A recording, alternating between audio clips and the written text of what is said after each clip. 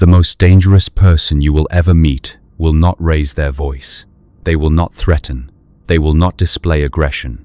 Instead, they will smile. They will listen. They will make you feel seen, valued, understood. And by the time you realize what has happened, the damage will already be complete. This is the architecture of the polite predator, a mechanism so effective that its victims often defend it long after the exploitation has ended. Understanding this pattern is not paranoia. It is survival intelligence. If you value understanding the strings that pull the world, subscribe. This is the silent psychology.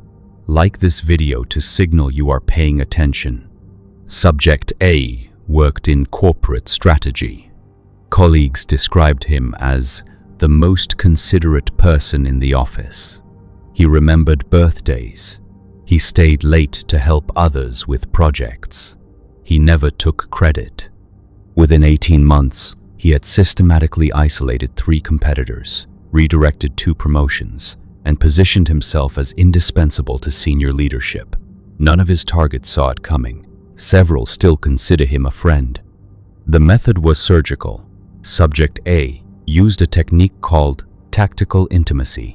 He would identify individuals with decision-making power or strategic access, then engineer moments of perceived vulnerability. A confession of self-doubt, a request for advice, an admission of personal struggle. These moments created a psychological contract. The target now felt invested in Subject A's success. They became collaborators in their own displacement. Simultaneously, Subject A employed ambient devaluation against competitors.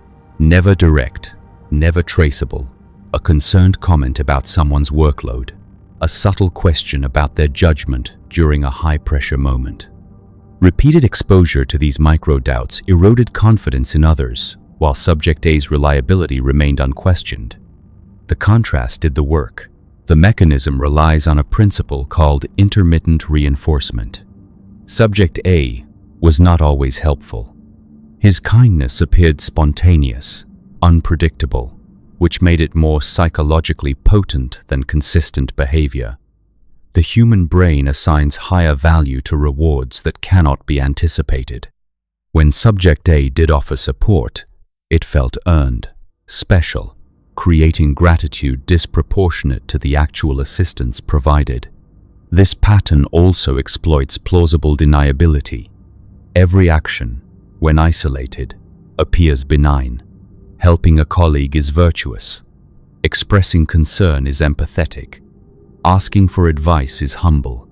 The toxicity exists only in the pattern, in the cumulative direction of these behaviors.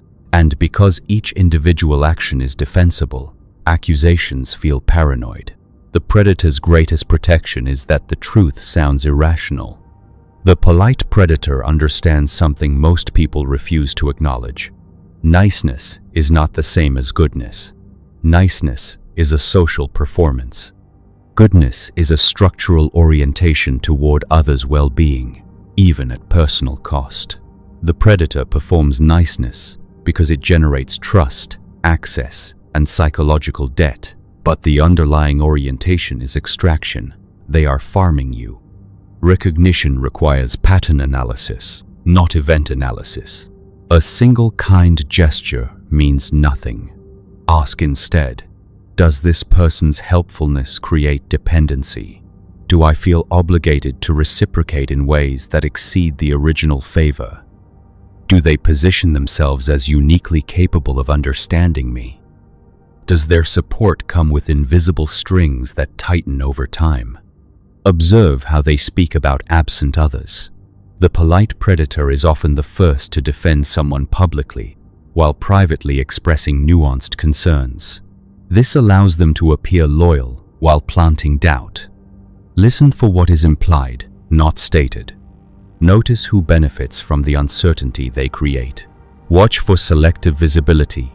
Do they perform kindness where it will be witnessed, but withdraw support in private moments? Authentic generosity does not require an audience. Strategic generosity always finds one. Most importantly, examine your emotional state after interactions.